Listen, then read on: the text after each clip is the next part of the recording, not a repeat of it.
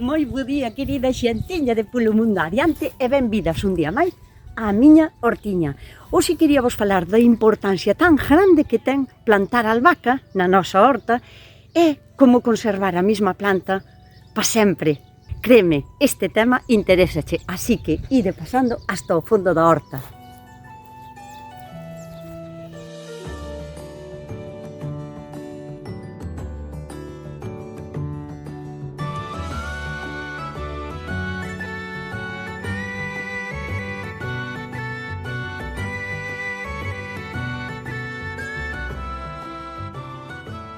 Existen multitud de tipos diferentes de albahaca e non todas son comestibles. Algunhas son ornamentales ou véndenas como para ahuyentar mosquitos. Realmente estas tamén valen para espantar mosquitos, pero non todo tipo de mosquitos, digamos. Eu teño dous tipos de albahaca, aquí podedes ver, unha verde e unha morada. A cuestión é máis ben estética, visual, porque a min gústame moito aportarlle colorido á horta, pero... Ana, como sempre, que me escoita falar ten que vir a saludarvos. Guapo! Pero realmente as dúas plantas valen para o mismo. Vedes este pequeno bichiño que hai aquí?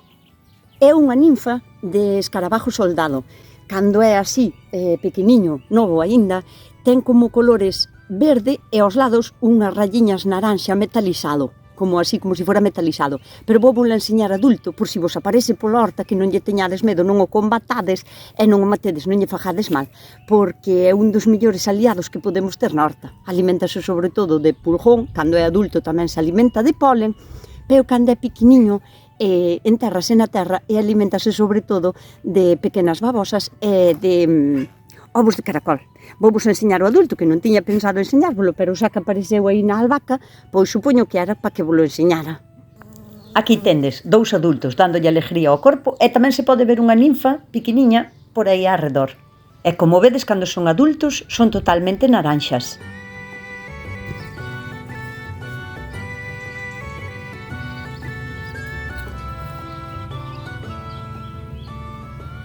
É un ingrediente principal ou secundario en moitísimas recetas, pero ten unhas cualidades digestivas moi interesantes, porque axuda cas digestións, evita os gases e as flatulencias, axuda cos problemas digestivos, como poden ser un dolor de estómago. Tamén ten propiedades antisépticas contra bacterias e parasitos, co cal é moi boa para utilizar para lavar feridas, o sea, facendo un emplaste ou simplemente aplicando a folla, se non temos á man outro tipo de antiséptico, claro. Tamén vale, por exemplo, para cando tes acné, é moi boa para utilizala como limpiador. Sempre escoitín que era moi bo para axudar á produción da leite materna, pero é algo que, non sei, non o teño corroborado, pero sempre escoitín. Así que, aparte de polo seu aroma tan intenso, tamén é utilizado na cociña para, digamos, prevenir e evitar problemas digestivos. Tamén é moi utilizada polo seu fuertísimo olor para evitar moitos tipos de plagas. Entre elas, pois, araña roja, mosca blanca, mosquito e, sobre todo, polillas. E por que nos resulta tan interesante para plantar no medio dos tomates? Porque existe unha plaga que lle ataca ao tomate que se chama a tuta absoluta. Chámase absoluta porque daña absolutamente toda a planta, follas, tallos e frutos sobre todo. É unha polilla, como se fora unha mariposa, algo así parecido, pero é castaña, pequeniña, que alimentase totalmente da planta do tomate. E cando pon os ovos, os seus gusanitos, digamos, penetran no tomate e como xa cando está verde, o sea que destrajan totalmente a colleita. E como o olor da albahaca lles molesta bastante, moitísimo, de feito, a albahaca, bueno, algún tipo de albahaca, pero calquera ten este olor, véndese, ou podela encontrar como planta antimosquitos, porque non soportan o cheiro da albahaca. Por iso eu sempre recomendo plantar no medio dos tomates, sempre brixel e albahaca, do tipo que sexan. Así que, plantando xa albahaca intercalada no medio dos tomates, vámonos a evitar moito tipo de plagas. De feito, eu nunca na vida tuve unha tuta absoluta. Nunca a tuve. Non sei se é casual ou causal. Eu planto sempre albahaca e prixal no medio dos meus tomates. Pode ser que sí, pode ser que non, pero, mira, a min vaime ben, a min funcioname.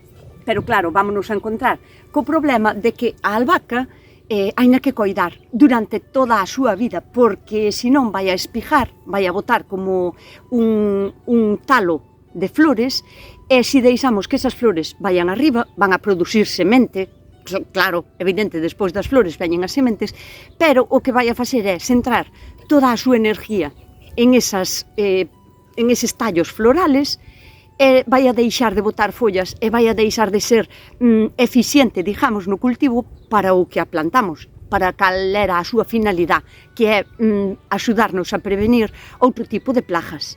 E como todo ten truco, vou vos enseñar como coidar a albahaca durante toda a temporada estival para que faga o seu traballo. A flor é bonitísima, a verdad que é maravillosa, pero non se pode esperar xa a que teña tanto tallo de flor. Esta, por exemplo, xa non ten nin siquiera a flor, bueno, ainda que lle queda aí unha, e o que está facendo é madurar as sementes xa na parte de abaixo. Así que vámola a podar. Ainda que é unha planta que parte con bastante facilidade, sempre é mellor utilizar unha tixeira. Por que? Porque ás veces non parte todo ben que quixéramos e podemos cortar como uns fiños para baixo que poden facerlle daño á planta. E máis agora neste tempo que hai, bueno, ou polo menos aquí en Galicia, creo que en toda España, máis humedad que calor.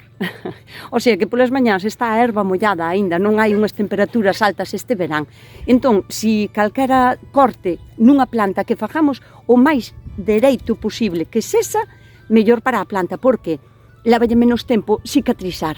E canto menos tempo lle leve cicatrizar, máis rápido se autocura. Se autosana, non sei moi ben como se di. Este resende de maravilla. Estas dúas plantas, por exemplo, medraron xa demasiado e teñen demasiados tallos destes florales. Incluso medraron máis que esta planta de pimentos. E iso non o podemos permitir.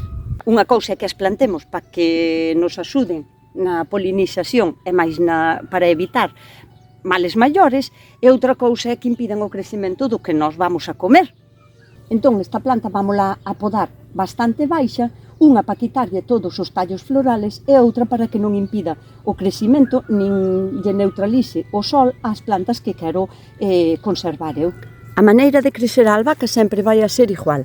Nunca é un tallo solo principal, saca como varios tallos, e de cada tallo que saca, na axila de cada folla vai a sacar 2 fillos novos. Se seguimos para arriba, na seguinte bifurcación onde hai 2 follas, vai a sacar 2 novos fillos. E así é sempre. Sigue o tallo principal, na seguinte ramificación de follas saca os fillos, que serían estes 2, e así vai a ser sempre hasta o infinito, hasta que bote os tallos florales. No mercado vades a encontrar moitísimos tipos diferentes de albahaca, pero todas, sexan ornamentales ou sexan comestibles, van a ter como a mesma maneira de nacer, de crecer e de reproducir as súas sementes. Así que esta maneira de podar válevos para calquera tipo de albahaca, sexa cal sexa a que vos teñades. Entonces, a que altura debería de podar a miña albahaca? Iso vai a depender do que tiñas plantado e do que lle moleste ás plantas de arredor. A albahaca, non olvidemos que, aparte de que a podemos tomar, por suposto que podemos coller as follas máis tiernas para facernos unha comida, calquera tipo de comida, de emplaste ou así, para utilizar para o que queiramos, non olvidemos que se a plantamos no medio dos tomates, a súa finalidade é intentar espantar pois eso, araña roja, mosca blanca. Entón, o que queremos é que non moleste o crecemento das plantas nosas principales. Entón, vamos a cortar o tallo principal xusto por debaixo dos 2 fillos que a altura que a queiramos deixar.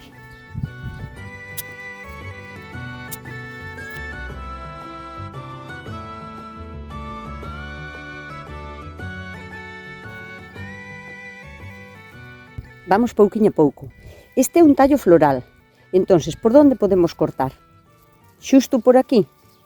Pois sí, poderíamos cortar xusto por aquí, porque aquí hai 2 fillos, pero se estes tamén xa están espijando, como por exemplo estes, que xa teñen como aspecto de querer espijar, podemos baixar un pouquiño máis para baixo e cortar na seguinte bifurcación, porque aquí tamén xa hai outros 2 fillos e son máis noviños, estes van a tardar máis en espijar.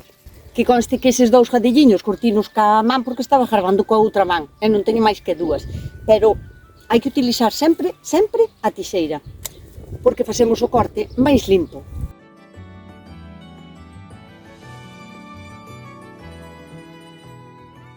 Mirade a cantidade de albahaca que saquín en solo 4 plantas. Isto pódese utilizar. A ver, cando deixamos que isto medre moito, que os tallos florales medren moito, as folliñas vanse a volver como máis rudas. O seu sabor vai a ser moitísimo máis intenso para a comida e incluso poden chegar a amargar un pouco, non pasa nada, pódense tomar, pero o sabor suave da albahaca fresca non o ten, xa é un pouquiño como máis bruta, máis basta.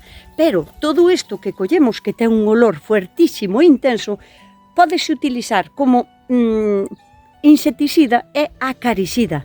Habería que facer como unha especie de emplaste ou unha decocción ou unha fermentación, que xa será outro vídeo, pero bueno, sería como facer unha especie de purín para que chegue a fermentar para poder gardalo máis tempo, ou facer como unha especie de infusión, incluso se pode poñer a secar para gardar para máis adiante, e a infusión, xa sabedes, non se pode gardar tanto tempo como un fermento, pero para 2 ou 3 días gardada na nevera, pois tamén che valería para utilizar como insecticida, como repelente e como acaricida tamén. O sea, que ten un montón de utilidades, non se tira nada. E se non queredes facer nada do que vos acabo de dicir, a composteira con ela, ou a vermicomposteira. As miñocas non lle fai mal, pero hai insectos aos que non lle gusta nada este cheiro e podemos evitar algún tipo de sobreplaga de moscas nas nosas composteiras ou nas nosas vermicomposteiras.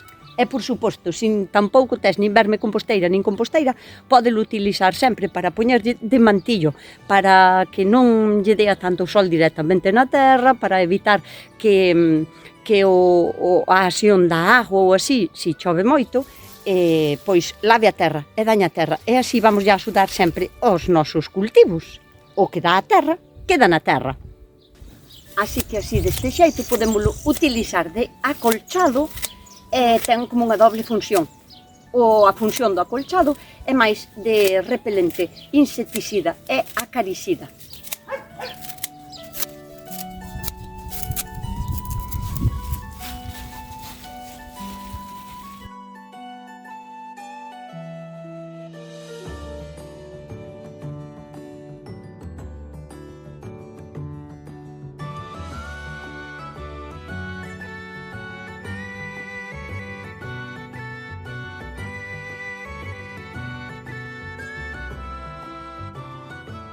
Que lle saquemos agora estes tallos florales e que deixemos a planta ben podadiña, non quere dicir que ao mellor en unha semana ou menos ou máis, depende do clima que teñas e como se dea a planta na túa zona, non quere dicir que xa estea, que non teñas que volver a podala, porque vai a seguir botando espigas para botar semillas.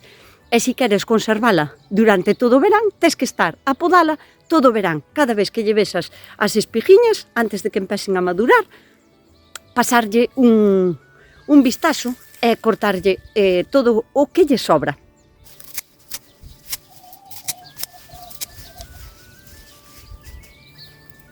Esta poda pois iría en canto ao mantenimento da planta para que se conserve durante todo o verán e casi todo o otoño tamén. Pero entón, como facemos para conservar a planta para o ano que ven?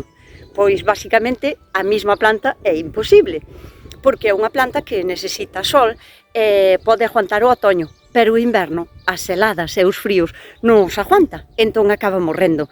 O que temos que facer é conservarlle as súas sementes, que é tamén super fácil. E agora vamos con esa parte. Como vos dixen, a planta vai a seguir espigando durante toda a época, durante todo o verán e durante todo o otoño, durante toda a súa vida vai a seguir botando as espigas. Claro, nós témola que podar para mantela, pero alá a finales de agosto, por exemplo, aquí na miña zona, que é cando empeza xa a facer frío e podemos empezar a temer que a planta nos poda morrer, o que temos que facer é que, en vez de estar a podala continuamente para quitarlle as espijas estas, vamos a deixar que unha delas ou dúas ou as que queiramos vayan para arriba, maduren.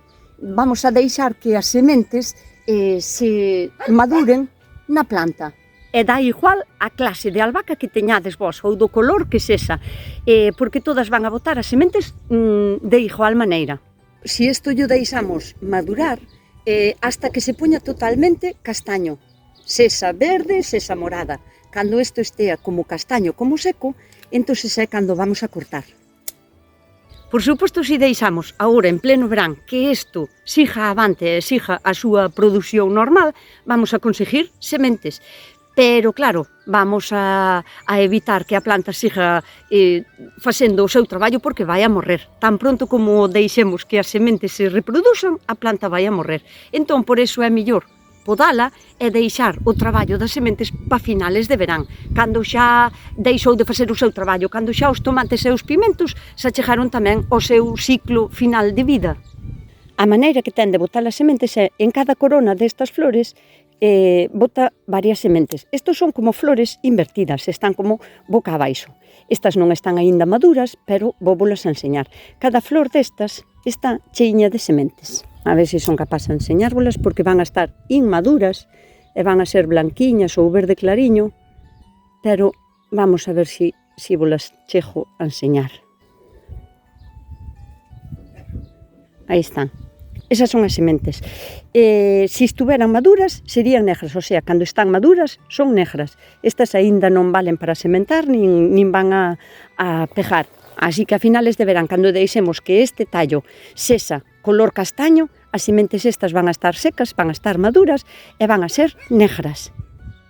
E a morada pasa o mismo. As sementes vámolas a gardar en un sitio seco e aireado. Non as gardemos, por exemplo, nunca en nada de plástico, nin en un cacharro de plástico, nin así. Mellor están en un papel, envolveitas e pousadas en un queixón ou nunha caixiña de cartón. Nunca nun tupper de plástico, porque se teñen algo de húmeda, botas a perder as sementes todas. E estas vámolas a gardar? Pois se as gardamos a finales de agosto ou setiembre, podémolas empezar a semillar, a poñer en sementeiros para ter novas plantas a partir de xaneiro. O sea, pero pode ser ao largo de toda a primavera.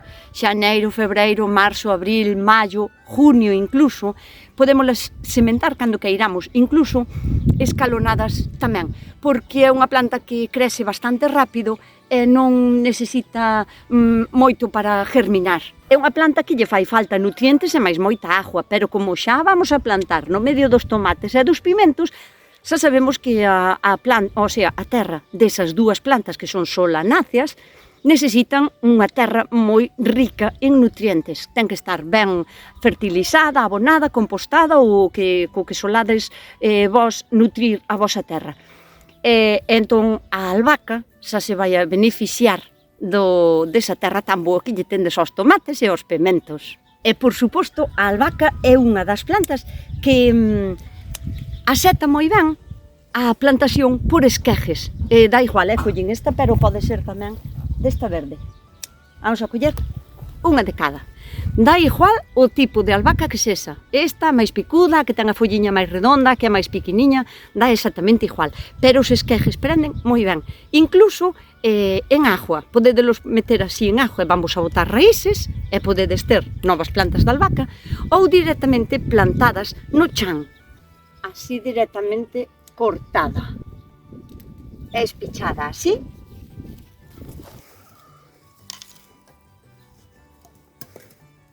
Así xa prendería. Esta que teño aquí, que tiña así como fixen aquí, quitina a semana pasada e vou vola a enseñar como está. Xa non dañarlle as raíces, xa está totalmente enraizada.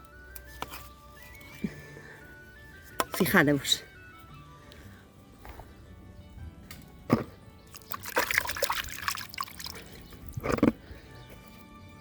Vedes?